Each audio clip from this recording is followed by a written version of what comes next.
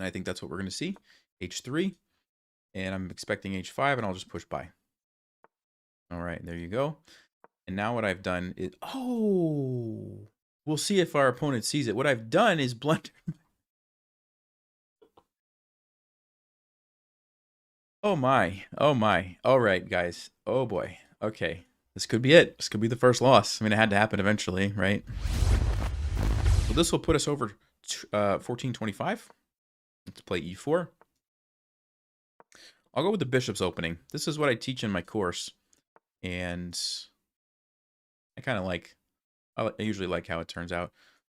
Knight C3 is kind of the normal one, but I could also play Knight F3 and just transition back. Let's go back to the Italian game. Let's go back to the Italian game. I think it's a little bit... Wow.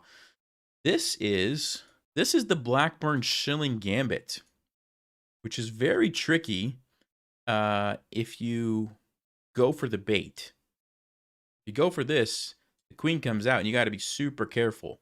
I think the best thing to do is just take it. Either take it or just castle. I think we just take it.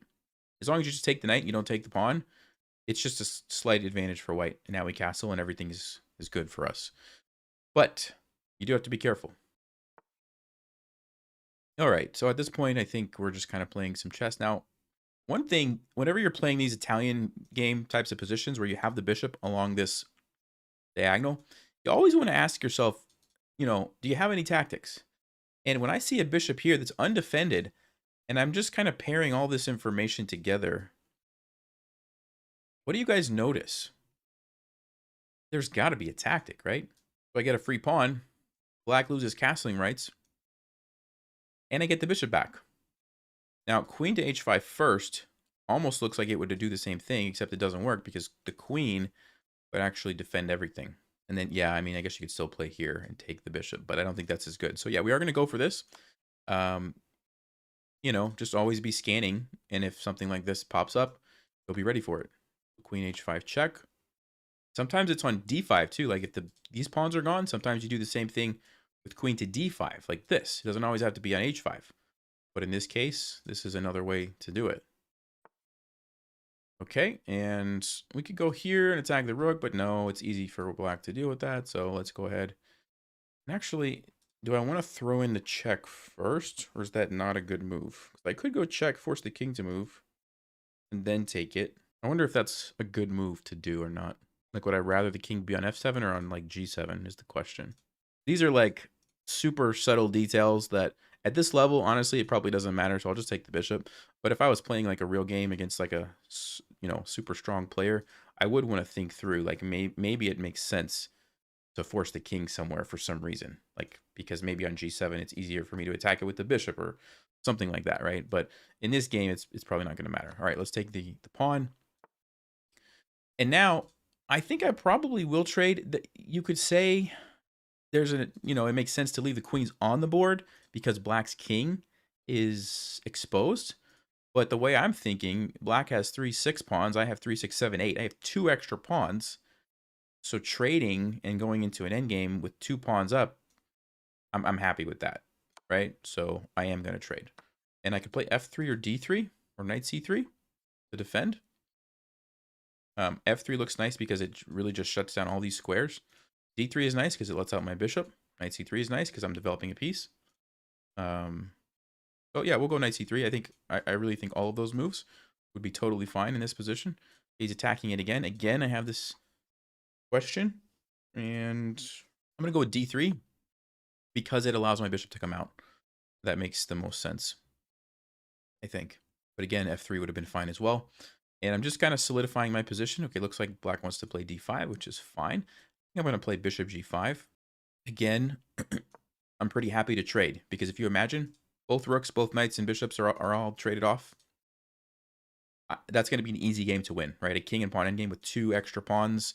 That's going to be relatively straightforward. So if I see an opportunity to trade, I will probably go ahead and take it. Okay, they don't want to trade. And it looks like they want to go here. I think I might just play f4. You know, I have these extra pawns. Why not use them?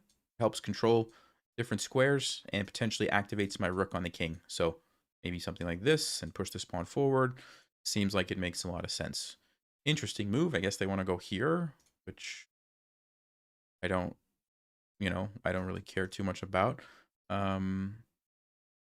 I'm going to go ahead and reposition my other rook. So I have both rooks behind the pawns that I would like to start pushing forward. And what's going on here? I don't really know. Let's see. Do we want to play F5 now? I think that makes sense. Yes, they can take, but we can take back. Then our rook is nicely positioned. That looks pretty good, pretty straightforward. Let's go ahead with F5. Okay, of course, we're going to take with the pawn, not the rook, because we don't want to lose material. H6, all right, it's kind of what we expected. So here looks okay. Here looks okay. I could throw in this move actually first while I still have the option, and that looks really good. Getting your rooks on the 7th rank usually is pretty powerful. I think I'm going to go there, and if the king goes back, I'll just retreat to H4, which still defends my rook. Yeah, I'm going to do that. Because sometimes black can play a move that would prevent you from doing that in the future. Like if they bring their rook over or something, then you no longer go there. So I'm going to do it while I have the opportunity. Actually, I could even play rook here. But then my pawn's going to be hanging. I was going to say I could play rook here. The idea that I could go check. The king moves up. I could go check. Yeah, no, it doesn't actually quite work. No, so I'm not going to do that. I am going to save the bishop. I'm just going to go back, keep it defending the rook. And even though we're up the 2 pawns, we also have the benefit that this bishop is not developed. And that's a big problem for black because the rook can't come out. And where do you develop the bishop to? You can't go here. If you go here, I'm going to attack the knight. And then once the knight moves, I'm going to take the bishop. So that's kind of an issue for black. All right, so I think what I'm going to do is play G4. If the rook comes over, I could defend. If this happens, I could push. Then I'm going to have 2 pawns. We'll go ahead and do that. And I think that's what we're going to see. H3. And I'm expecting H5, and I'll just push by. All right, there you go. And now what I've done is... Oh! We'll see if our opponent sees it. What I've done is blunder. Oh my. Oh my. All right, guys. Oh boy. Okay. That was a big mistake. A very big mistake. Oh man. All right. Well, I think we can potentially still win because we have these pawns rolling, but all of a sudden the game got really difficult. Man. It happens to everybody. It happens to everybody.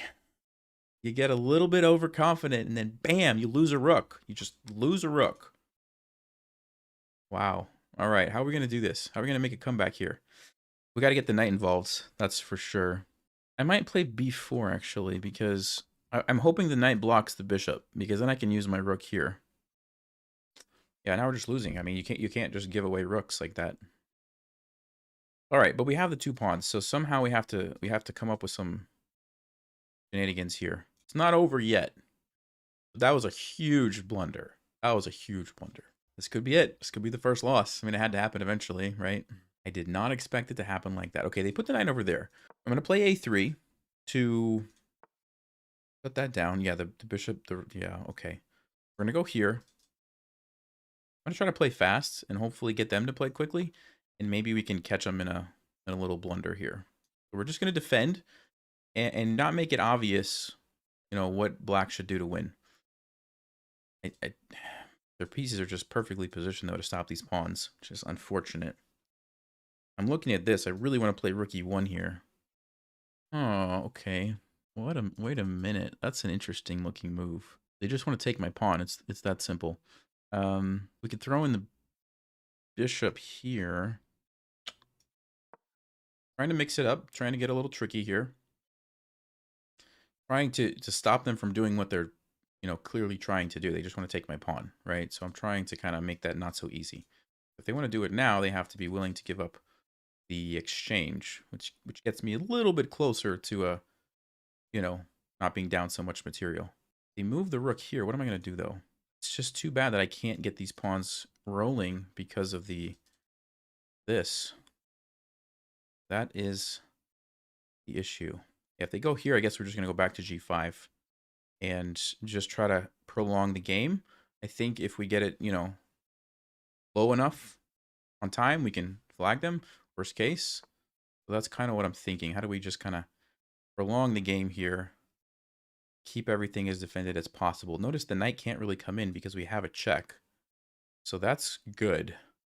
That's a good news for us. And, okay. I will go back at least once. Honestly, I might take a draw in this game just because the blunder was so bad. I might take a draw. They're probably not going to want to draw, so I'm going to let them figure out something new to do. Aha, here we go. Okay. Okay. Is there any way to defend the pawn? I don't think so. I don't think I can save the pawn. That's too bad. Oh. Oh, if they go here. Oh, that is a nasty checkmate. Wow. So they have to go here. Just noticed that. So here, I only move king here. Now what do? I can throw in the check this way. Or I can play h4 and just plant. That's not an easy checkmate to see. That's not an easy checkmate to see. Wow. Wow. I can't believe that just happened. Oh my goodness. I mean, look at this. Like, what is going on here? Like, what is going on? These pawns are like heroes. Okay, well, what can we learn from this? What can we learn from this game? Oh my.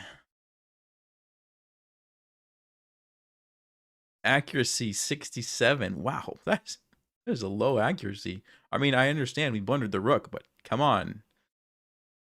We both had brilliant moves. We'll see what the brilliant moves were. My brilliant move was, okay, the sacrifice there. That makes sense. And what was our opponent's brilliant move? Rook takes f5. Interesting. I didn't think that was a good move. Okay, weird. Oh, my performance rating was 1250. Wow. All right, let's take a look. So he tried the gambit. We played the best move. We got into a good position. They made the mistake. We capitalized on it. Everything was going as planned. We traded the queens. We were developing. It was a super easy game. And, you know, a good example of how an easy game can become a loss, right? Yeah, look at that. I mean, I think everybody does this, right? You get focused on something that's happening in the position, right? And you're like, okay, well, the way that you deal with this is g5. You get the 2 pawns. Everything looks great. I was just playing very quickly here. I remember, right?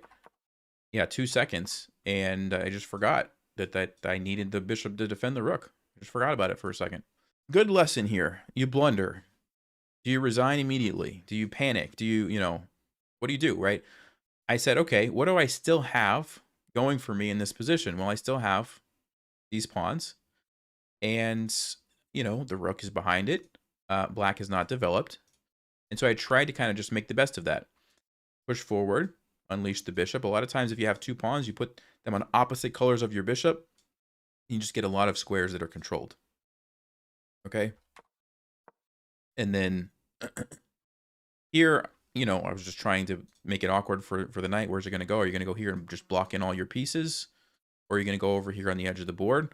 Which, okay, why was that a blunder? Oh, I missed a tactic here. Okay, before I look, I'm going to try to find the tactic. Does anybody see the tactic that I missed here? It wasn't f6 to try to push, right? Because can I get away with that? Check. And then I move, and then I push, and then bishop can move. And I get, maybe that was the move. Is it f6? Let's check the analysis. That's my guess. No, it's not f6. Did anybody say it? Yeah, somebody did say it. All right, move is bishop g3 check. I don't understand why it's so good. Let's see. The king moves somewhere. Let's say he goes here. Now f6 with check. Okay. So let's say the king goes to d7.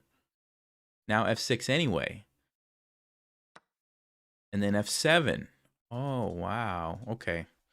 Oh, I missed that one. Interesting. Basically, it was a way to get the pawn rolling, and black was going to have a hard time stopping it. Okay. I didn't see that. Anyway. Yeah, I mean,